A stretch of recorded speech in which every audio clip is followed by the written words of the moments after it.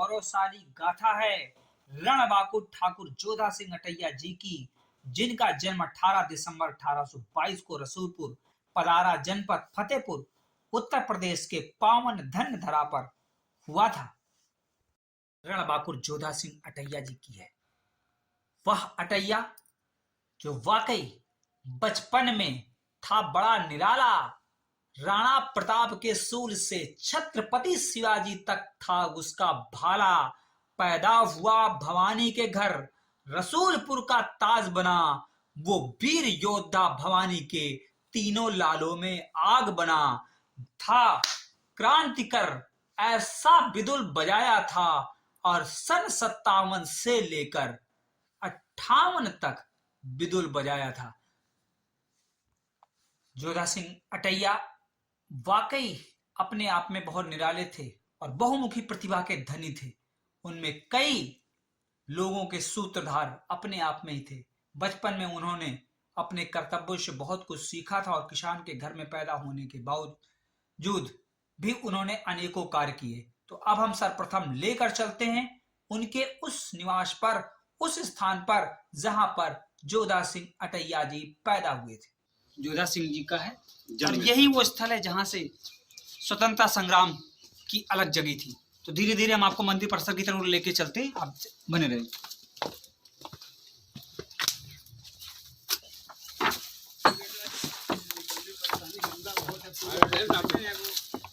ये वही स्थल है जहां से स्वतंत्रता संग्राम सेनानियों ने 1857 का बिदुल फूंका और आज ये खंडहर में परिवर्तित हो गया है। ये आपको ईंटों की बनावट बता रही होगी कि ये ईंटों की बनावट कितनी पुरानी है, कितने 100 वर्ष, लगभग 250 से 300 वर्ष के। और हम एक ईंट पतली भी आपको दिखा रहे हैं तो कितनी, देखिए इस तरह की ईंटें मिलना, ककरई ईंट मिलना बड़ा मुश्किल है। और अभी आपको मॉल लेके चलते हैं, तो बने रहे पूर्णिया टीवी न्यूज़ के साथ। और हमारे साथ हमारा पूरी टीम भी है मौजूद। तो वाकई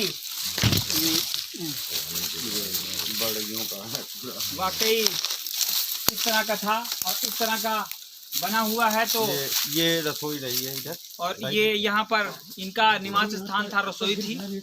और वाकई ये स्थल अपने आप में एक रमणीक स्थल है।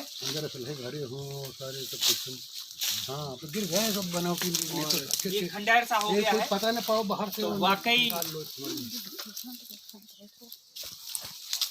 ये स्थल अपने आप में ऐतिहासिक, गौरवान्वित और प्रसन्नचित करने वाला स्थल है। वाकई ऐसी धरोहरों को सजो कर रखना चाहिए और हमारे लिए पूजनीय है। और आने वाला इतिहास की झलक यहाँ से आपको मिलेगी। तो वाकई एक एक दृश्य हम आपको दिखा रहे हैं और देखने लायक है दृश्य।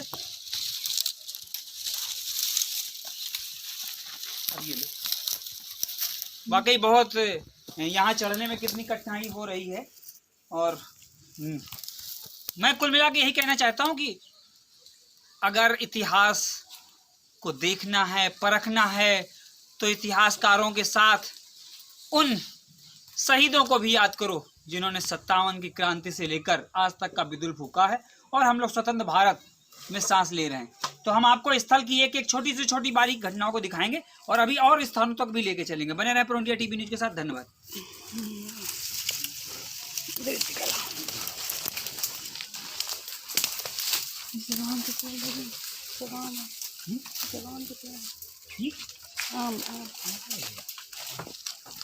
पेड़ फिर इधर भी सामने वो स्थल है जहां से 1857 में जब अंग्रेजों ने एक साथ आक्रमण किया और उस स्थल से यहाँ से स्वतंत्रता संग्राम सेनानी निकल कर बाहर गए। और हम आपको उस खंडहर की ओर भी ले चलते हैं जो वास्तविकता में अपने आप में एक विशेष स्थान है। और वाकई ये वो खंडहर है। और ये देखिए आप धनिया, ये धनिया इसकी पूरक हैं और वाकई इन धनियों में आप उस तरह का देख सकते हैं वातावरण। तो वाकई कह सकते हैं कि हमारा इतिहास अलौकिक, अदृश्य और पारंपरिक से भरा पड़ा हुआ है। वाकई इन धरोहरों को सजो कर रखने का समय है और धरोहरों को सजोना भी चाहिए। बने रहे प्रो इंडिया टीवी न्यूज के साथ। धन्यवाद। हम छोटी से छोटी सारी जानकारी आपको देते रहेंगे। इतिहास के इन पन्नों पर बने रहें। और वाकई ये वो स्थल था जिसमें वो माँ तुलसी की पूजा किया करते थे। और इसमें देखिए अभी भी कुछ तुलसी के इस तरह की जड़ें अभी भी मौजूद है।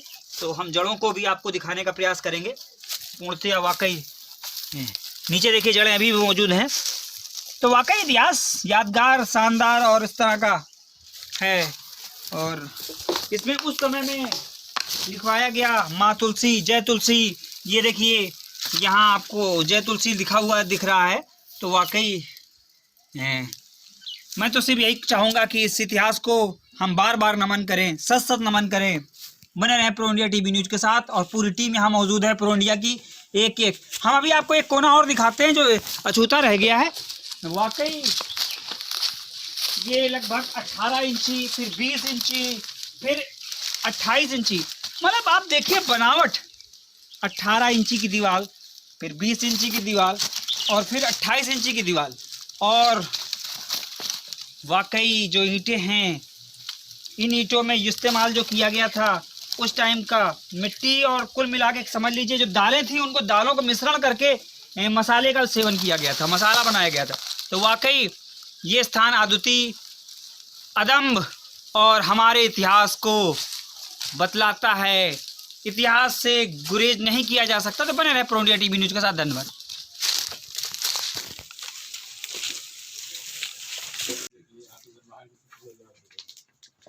बाहर निकलने की जगह है। पूरा देखिए ऊपर खंडहर सब बना हुआ है। ये हकीकत है कि इस टाइप की, इस तरह की जो यहाँ पे ये है, ये मिलती नहीं है जल्दी। यहाँ अच्छा जगह जगह ये देखिए कितने बड़इयों के झुंड और उनके छत्ते यहाँ पाए जा रहे हैं जगह जगह। ये देखिए इधर, ये अब तो दरवाजा बिल्कुल जाम हो चुका है। वाकई अनिल जी दरवाजा तो बिल्कुल जाम हो चुका है। और वाकई ये सब बहुत इस तरह का दृश्य है। और अभी हम लोग मुख्य गेट की तरफ जाएंगे जो अपने आप में एक विशेष गेट दिखेगा। तो मुख्य गेट का भी हम चाहेंगे कवरेज किया जाए। जोर भी नहीं दिया जा ज़्यादा नहीं किसी तरह में गिर सकता है। बिल्कुल कमजोर हो चुका है ये। अरे ये पीछे मंदिर बहुत बढ़िया।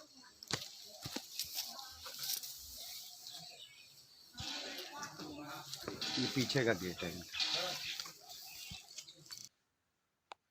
1957 में क्रांति का बिजुल बजा, अंग्रेजों के खिलाफ बगावत का बिगुल बजा।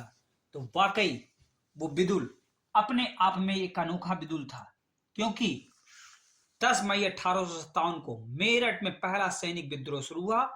और वाकई वो 19वीं सदी का दुनिया में उपनिवेशकों देशों का सबसे बड़ा विद्रोह था। और यह विद्रोह एक नया रूप धारण कर चुका था। यह नया रूप सिपाही ने इस विद्रोह की शुरुआत की और 1 लाख से अधिक सेना ने इसमें भाग लिया। और इसका नेतृत्व कुछ और ही नहीं, इसका नेतृत्व कोई और नहीं था, मंगल पांडे के द्वार हुआ वह पहला बागी पैदा होकर भारत मां का ये लाल हुआ। तात्या टोपे ने भी ललकार हुंकार भरी और जोधा सिंह के साथ युक्त पर एक एक संरचना रची। रचा युद्ध का ऐसा पासा, अंग्रेजों के भी छुट गए एक एक योद्धा के आशा। और युद्ध में हुआ विराट तात्या साहस को, झांसी की रानी रण में कूद पड़ी। बज गया बिदुल ग्वालियर का और मध्य प्रदेश में धूम मची। अंग्रेजों के छक्के छूटे, अंग्रेजों के छक्के छूटे और लोगों ने हुंकार भरी। और मुंह से सबने एक ही स्वर में बोला, एक ही गूंज बटी। खूब लड़ी मर्दानी वो तो झांसी वाली रानी थी। बुंदेले हर बोलो के मुंह हमने सुनी कहानी थी। खूब लड़ी मर्दानी वो तो झांसी वाली रानी थी। झांसी का भी परचम देखो, दूर दूर तक लहराया अंग्रेजों के सीने पर भी देखो भारत। जोधा का तब तो खून खौला जब पिता भवानी को अंग्रेजों ने बांधा था, कोड़ों से पीटा था उनको और उनका खून बहाया था आग जली सीने में जोधा के। और जोधा ने कसम ये खाई थी, जिन अंग्रेजों ने मेरे पिता की पगड़ी उतारी थी, मैं उनका शीश उतारूंगा। ये करके प्रतिज्ञा रण में जोधा अपना ये कूद पड़ा, लेकिन तब तक उसके पास 51 साथियों का ग्रुप मिला। वाकई वह पूरे साथी तो एक से एक निराले थे। दरियाव सिंह का साथ मिला, वो भी तो मत वाले थे। 51 तो ये वीर थे और वीरों के वो वीर रहे।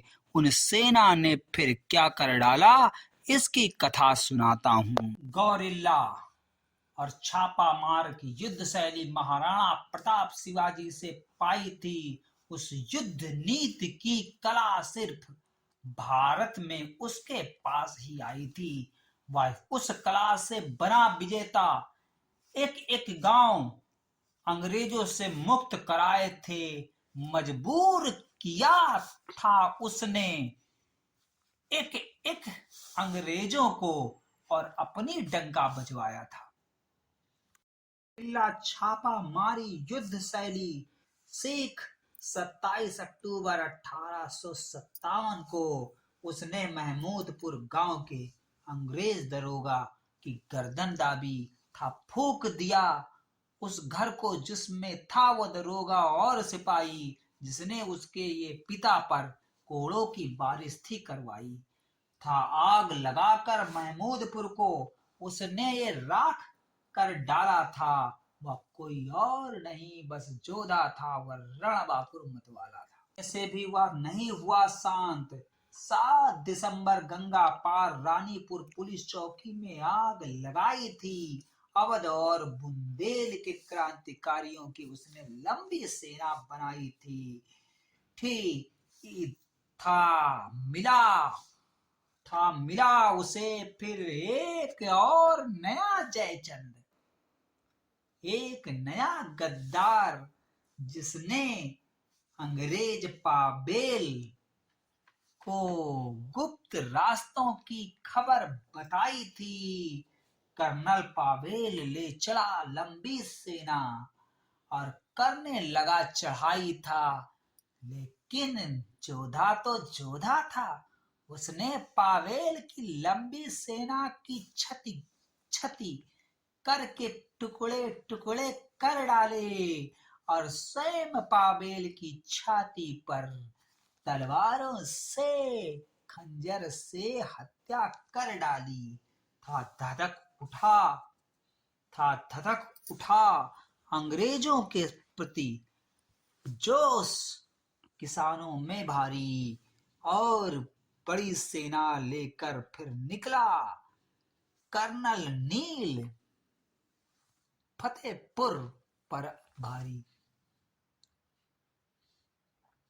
मुखबिर ने ऐसी घात लगाई कि अंग्रेजों को जाकर सारी बात बताई, और धुरहा के पास सेना ने आकर फिर उनको पकड़ा था। जकड़ा उनको ऐसे जैसे जंजीरों में तगड़ा था। चल पड़ा वीर को खींच के खजुआ तक खींच के लाए थे, और उस इमली के पेड़ों पर